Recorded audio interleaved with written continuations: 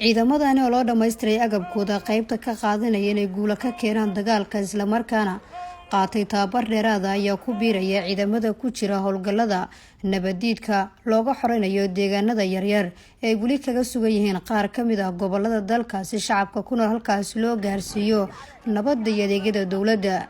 Ra'iisul Wasaaraha Xukuumadda Federaalka Soomaaliya Mudane Xasan Cali Khayre ayaa xeelada tababarka General Gordon ku sagootiyay ciidamadan loo diyaariyay inay qaybta ka qaataan howlgallada cadowga lagu baacsanayo isla markaana dalka looga xoreynayo isagoo kula dardaarmay in looga baahan yahay in shacabka Soomaaliyeed ay ka xoreeyaan cadowga dhibaateynaya kana hortaagan horumarka iyo nolosha. Ra'iisul Wasaare Khayre ayaa ciidamada u sheegay in shacabka Soomaaliyeed ugu faraxsan yihiin hawsha qaran ee dhiigooda ugu hurayaan cadowguna ay ka naxayaan maadaama ciidanku u dhaqaaqayaan ciribtirka argagixisada. waa habeen farxad u ah ummadda Soomaaliyeed waa habeen naxdin u ah cadowga Soomaaliyeed sababtoo ah waxaad diyaar u tihiin inaad jebisaan oo ka soo guuleysataan. ogaada waxaad difaacaysaan ma ahan qof ama qabiil waxaad difaacaysaan waa qarannimada Soomaaliyeed. ogaada waxaad tihiin iftiinkii ummadda Soomaaliyeed. ogaada rajada dadka Soomaaliyeed oo dhan inay idinku xiran tahay. ogaada sida aad u dhaqantaan inay tahay astaanta dowladnimada. ogaada sida hamigiina iyo hadafkiinu yahay inay tahay sida mustaqbalka ummadda Soomaaliyeed ay u ekaanayso. ciidamada ayaa ah matalayaasha iyo rajada ummadda Soomaaliyeed taasoo ka dhigan in mustaqbalka ummadda Soomaaliyeed uu ekaanayo hadba sida ay u dhaqmaan ciidanku. Ra'iisul Wasaaraha ayaana ku buuriyay ciidanka inay isku duubnaadaan isla markaana yeeshaan hal aragti oo ah in cadowga ay la dagaalamaan si hooyada Soomaaliyeed ee ay halkaas ku dhibaateynayaan ay u hesho nabad iyo dowladnimo. ciidanku waa astaanta qaranka Soomaaliyeed. ciidanku waa sharafta dowladnimada.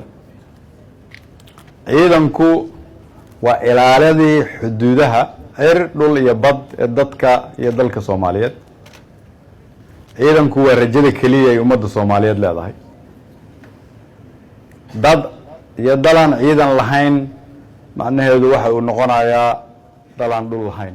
Ra'iisul Wasaaraha Xukuumadda Federaalka Soomaaliya Mudane Xasan Cali Khayre ayaa u ballan qaaday ciidamada in madaxda dowladda Soomaaliya ay ka go'an tahay inay u dhameystiraan agabkooda iyo dhammaan xawqaadka ay leeyihiin si argagixisada ay u jabiyaan isla markaana ay uga ciribtiraan dhulka Soomaaliyeed. isagoo saraakiisha iyo taliyaasha ciidanka kula dardaarmay inay ku dadaalaan ilaalinta xuquuqda ciidamada si ay tusaale wanaagsan ugu noqdaan in ciidamadu ay leeyihiin hoggaan wanaagsan. ciidanku kama soo haro hoggaan iyo maamul, kama soo haro xuquuqda dhalinyaradaas dhiigooda shubaysa si loo ilaaliyo, kama soo haro in loo cadaalad falo, kama soo haro in qof waliba uu dareemo inuu kan kale la mid yahay, kama soo haro inay tusaale wanaagsan leeyihiin.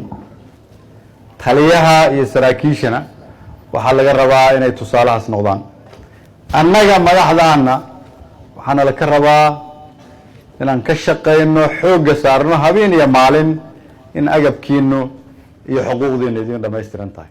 dowladda Soomaaliya ayaa xoog iyo waqti badan gelisay dib u habeynta ciidanka qalabka sida si loo ogaado tirada ciidanka iyo agabkooda. taasina waxa ay keentay in guulo waaweyn ay ka gaaraan ciidankeenu la dagaalanka argagixisada sida xoreynta iyo badbaadinta ammaanka ummadda Soomaaliyeed.